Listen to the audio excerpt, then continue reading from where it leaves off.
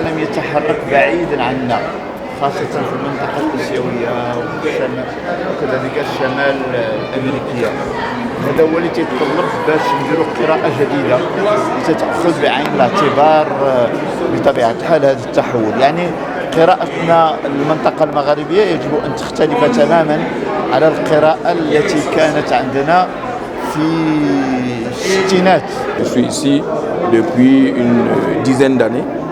Donc je suis vraiment un maghrébin d'adoption. Et pour moi, ce salon est essentiel parce que l'univers symbolique est un élément très important, surtout dans un monde qui le sacrifie au profit de l'univers matériel. Or, les gens ne s'identifient pas d'abord par leur matériel. Pour moi, c'est formidable. Le Maroc. C'est formidable parce que, d'une part, bien évidemment, oui, le salon, ça réunit quand même de nombreux pays, justement, de la Méditerranée et de l'Europe. Et ça réunit aussi, ça donne une occasion aux Maghrébins, c'est-à-dire Tunisiens, Algériens, Marocains, de se retrouver. Ces frontières, elles sont là à continuer. Elles sont là, mais ça permet de transgresser, enfin pas de transgresser, mais passer les frontières quand même.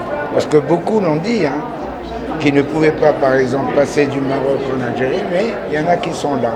أستاذ سعيد منطق، أستاذ بكلية الآداب والعلوم الإنسانية بوجدة، دكتوراه في الأدب الأمريكي. في الواقع كانت هذه المشاركة ديال الأولى في صالون دو ليفر، ولكن كنت دائما كان أحضر كمشاهد. وطبعا أنا دائما مع الكتاب وتشجيع الكتاب وتشجيع القراءة، وأعتبر هذه البادرة مهمة جدا ويجب أن تستمر إلى ما لا نهاية، لأننا في حاجة ماسة إلى القراءة وإلى حول الترجمة والآخر. وبحكم أنني أترجم من اللغة الإنجليزية إلى العربية ومن العربية إلى الإنجليزية، أرى بأن الترجمة أداة للانفتاح على الثقافات الأخرى وأداة لتطور الثقافات المحلية في حوارها مع الثقافات الأخرى، وفي ظل التطورات التي يعرفها العالم تكنولوجيا وصناعيا. فيجب أن يهتم المترجم أكثر بالإبداعات الأدبية، لأن الأدب هو الذي يشكل ثقافة تعتمد جماليات الكتابة وكذلك جماليات الثقافة.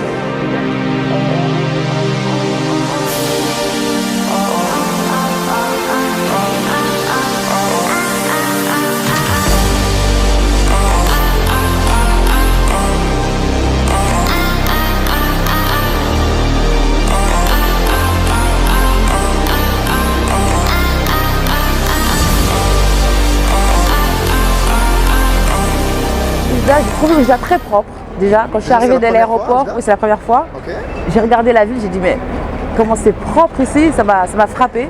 Comment la ville était propre, calme, il y a un rythme que j'aime bien.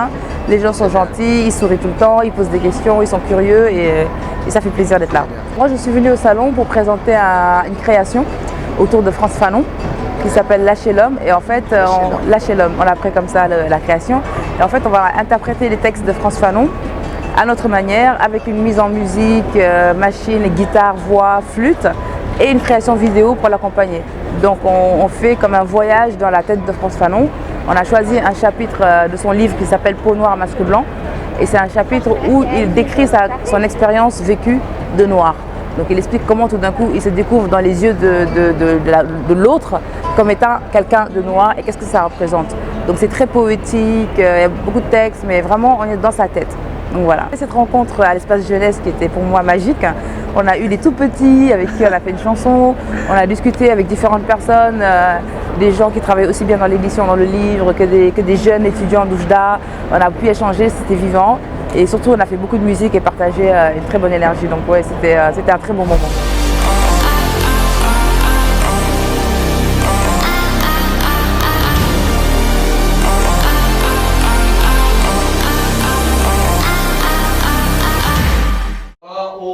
أيها الغرباء هذا زمن المجد يعود، نسمة عربية تفوح بعطر الورود، بوركت يا ابن الحجارة فانتصر، سيفك على صدري هدته ضحكات الخريف، خطبه النزيف فانتصر، فانتصر ستنتصر، أهديها لكل من يهوى السلام ويسترخي لعاطفة الأقلام.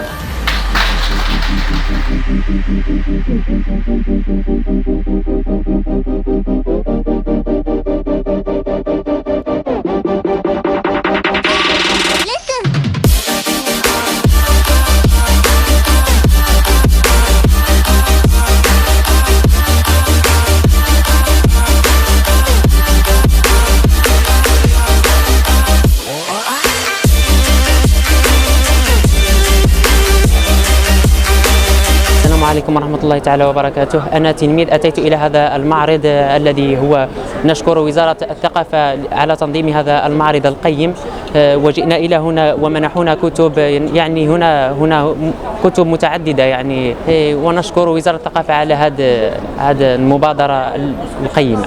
أنا سميتي عبد الله إدريسي، جيت من مدينة الناظور هنا الوجدة. ايوا بالنسبة جيت يعني ضروري على هذا العرض في النسخه الثالثه ديالو، حيت دائما انا كنت نجي في النسخه الاولى، النسخه الثانيه، هذه النسخه الثالثه، وشفت الكتبه، ويعني كنشكر هاد المسيرين اللي قاموا بهذا العمل على احسن وجه ممكن. وشفت بعض الكتب، وكذلك منحونا بعض الناس ما يترخم اليوم، منحونا بعض الكتب، وكنشكر جميع المسؤولين على هذا الشيء والوزاره الثقافه عامه، وشكرا.